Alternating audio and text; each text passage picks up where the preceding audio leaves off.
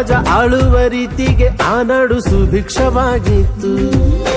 ಕಾಲಾನುಕಾಲಕ್ಕೆ ಊರೆಲ್ಲ ಮಳೆಯಾಗಿ ಸಮೃದ್ಧಿ ತುಂಬಿತ್ತು. ನಿಜ ನೀತಿನೇ ಊರಲ್ಲಿ ಕಂದಾಯ, ಬರೀ ಪ್ರೀತಿನೇ ಆ ಊರ ಆದಾಯ. ಭಯ ಭೀತಿಗೆ ಊರಲ್ಲಿ ಎಡೆಯಿಲ್ಲ, ಮಹಾರಾಯ ಮಹನೀಯ ಅವನಿದ್ದಲ್ಲಿ